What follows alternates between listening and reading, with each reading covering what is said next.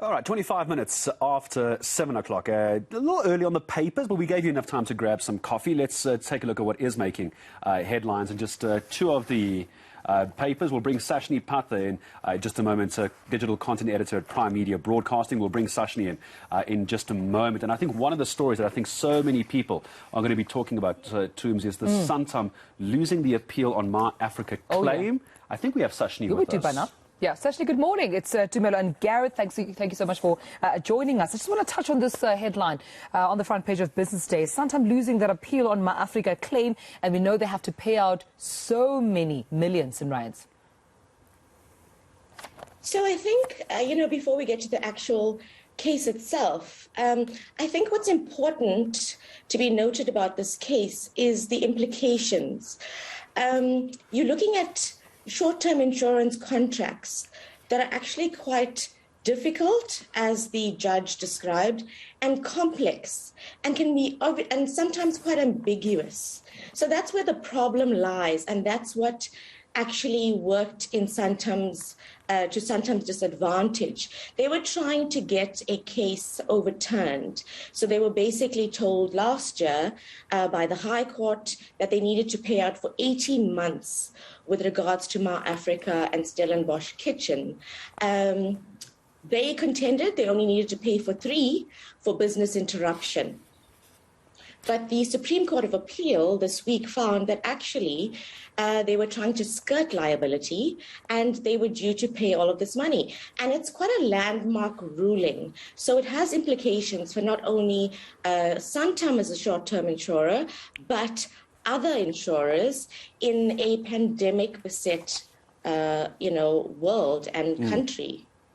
The other big story in the Business Day as well, and this is going to upset, I'm sure, Sashni, a lot of environmentalists as well. Montague warning there's a sign in energy divisions and what government is saying, what government is trying to do. Just let me give viewers some context quickly. Just weeks before SA takes part in this landmark UN conference on trying to find and fund a deal for Eskom to try and move away from coal reliance. You've now got the Mineral Resources and Energy Minister, Gwede Mantashe, and I want to quote here, saying that a green financing plan for Eskom is, and I quote, a dangerous step. It seems, Sashni, we were going 4 steps back, we've gone 4 steps forward and gone 10 steps back now again. So Garth Jensen, Lisa Stein, who did the story, she actually quotes Montague as calling himself as a coal fundamentalist, which is very interesting because, government has got a widespread push to go green, and Eskom is approaching this very important UN climate convention, or COP26, to actually get funding to go this route. Now, Montague is harking back to his days as a trade unionist, and he's saying that he's skeptical of any program that requires or is based on money. And he's saying that South Africa should not collapse the economy because of greed for green funding.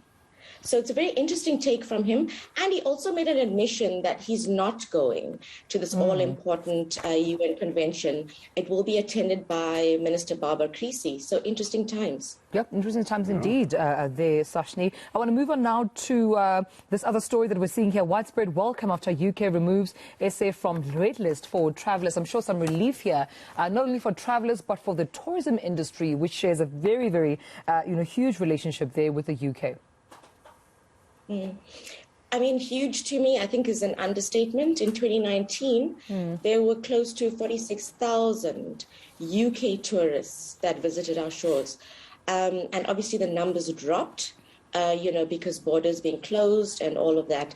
But it was worsened when the UK, in May already of this year, put South Africa on this dreaded red list, which bans travel.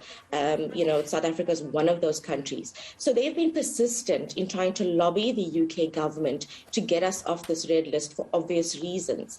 But apart from that, I think the human side of the story is that apart from the cost, so if you have to travel to the UK, you're forking out of your own pocket 50,000 to quarantine for 2 weeks.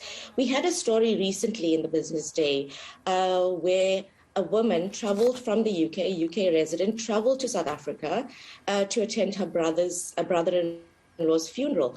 And on return to the UK, she described staying at the airport hotel as absolutely horrific. So apart from the monetary implications, there's also a psychological and emotional side to this. And she described the situation saying they were put into this airport hotel for 2 weeks and were given food. So they literally had to stay in the hotel room, were given an hour of sunlight, well, if you can get that in the UK, an hour outdoors, just to walk around, stretch your legs. And if you wanted supper or breakfast, it was left at your door. And the security company that actually covers prisons in the UK is the one that was actually doing the security at the hotel. So you can imagine what stringent conditions just normal tourists were placed under. And obviously the business impacts are so severe because you deterred from wanting to do business with the UK or vice versa. Sashni, for the moment, we're going to say thank you so much. We'll leave it there with the Business Day. The Business Day, just such a great newspaper, takes up so much time. Sashni Pata from from Primedia, digital editor there. Look forward to speaking to her again.